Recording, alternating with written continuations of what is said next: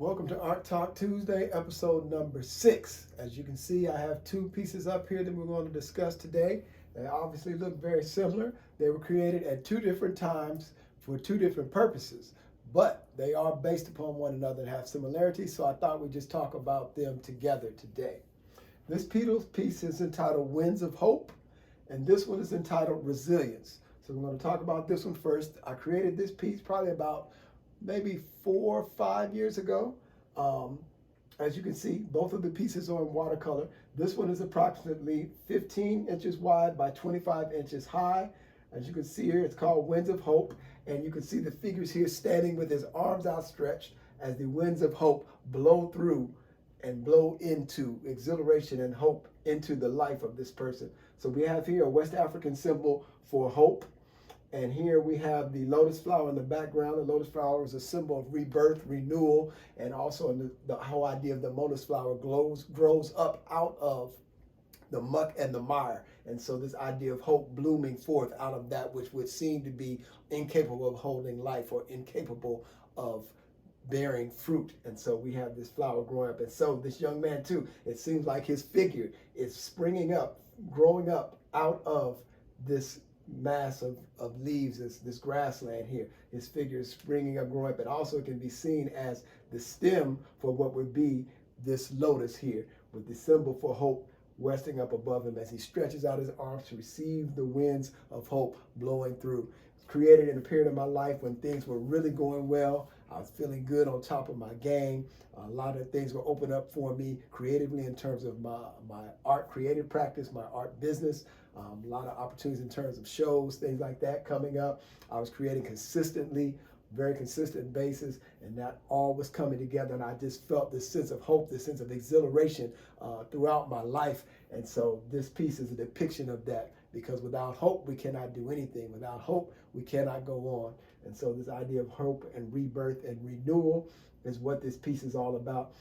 And the colors I chose, I wanted them to be purposely bright. Here I wanted this idea for the blue to be some cooler figures. I could have made some other colors, but I wanted to keep this coolness here, because with the sense of the wind blowing through, creating that breeze, even in the midst of the heat, sometimes you can feel a slight breeze to just cool your body down just enough.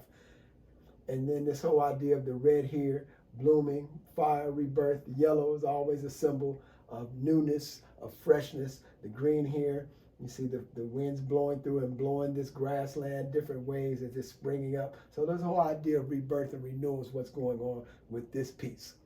I'm going to switch over here, begin to talk about this piece. This piece was created in June last year of 2020. It's one of the few pieces I created last year because I got COVID around this time last year. Actually, it was last week I got COVID.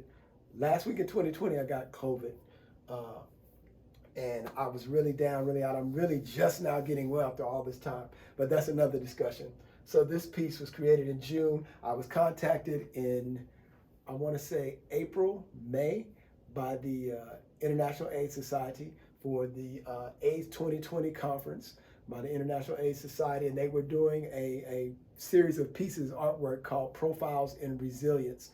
And what they were doing was they would take a local HIV activist and a local artist and pair them together, and the artist was to come up with an image depicting what that conversation and what the interview was like with the artist. So they had an interview they'd already done with the local activist.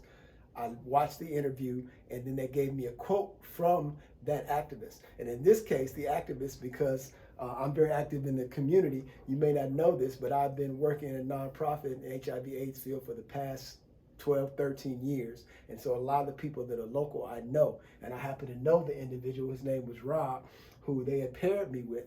And so it was really great to work with someone who I already knew, who I had some respect for. And his quote was basically, "Don't grow weary in well-doing. In due season, we will reap a harvest. We will find a cure for HIV, and the world will be better for it." So I just want to reflect on what I knew about Rob and what I knew of him and the work that he does, his activism in the community and in the broader HIV world, and just keying in on that idea of hope and the idea of not growing weary, keeping through, because in order to keep going, in order to keep moving forward, we must be resilient. We must have some resilience in our lives, that ability to bounce back. We have to be elastic. We get hit, we take the hit, whatever we need to do, we bend like a tree in the wind, bend like the grass is blowing here, and then we come back to some sense of normalcy, some sense we stand back up. And so that whole idea of resilience here is what I want to depict with this. If you look in the background here, you see I have the age ribbon, which is a long-standing symbol of the movement. This image here, it could be a sun, or it could be kind of it's something that I use often, this shape, for a spirit or a soul. If you see some of my other pieces, you'll see this shape, and sometimes there'll be an eyeball in there, and that's kind of my interpretation of the spirit or the soul of an individual. So this could be the sun or a spirit soul, because we know we're looking at talking about the aura and talking about the chakras. They talk about the 7 chakras, but they also talk about another 5 chakras that are considered, they call them gates, and they hold other things and control other things within the aura. Even your crown chakra is actually floating 1 inch above your head. And so this idea of these different bodies in the aura, you have the mental etheric body, you have the emotional body, pain body, so other bodies radiating outside that encapsulate this, and we talk about the higher self. So we could even think of this little orange idea here as the higher self beaming down. So he's receiving energy from the higher self, from the spiritual realm here, and he's got his arms stretched out, receiving what? The winds of hope, once again, blowing through on this figure here. I know Robin, he had dread, so I kind of wanted to give a reference to that here with him. Also, we see once again, got the leaves here. I wanted to be a little bit more expressive with it. Here, there's a lot more, what do you want to say? It's a little more tight in the rendering. Here, I wanted to be a little loose, let it flow a little bit more. This whole piece is rendered a lot more tightly. The watercolor is a lot more tightly rendered. Here, I let a lot more little accidents happen in terms of the technique and not controlling the water and everything so tightly. I had to let it experiment with a little bit more, loosen up, and just kind of let it flow a little bit more. That's one of the main difference you can see between these two pieces. And so just added a little jewelry here, some little accents, earring, you know, just a couple of other things. See here, red, black, and green, doing something here with that, a whole idea, and just letting this piece go through. Also wanted to keep with the yellow background. They really liked this piece and they wanted something similar, and I felt like, well, if I can fit it in and it works with my vision for what I'm getting from the video and from the quote, then we can do that. And it did, it worked out. I think this is a great piece. I feel good about it. Happy to be a part of that virtual gallery and a part of that series. And this piece is 18 inches wide by 24 inches tall.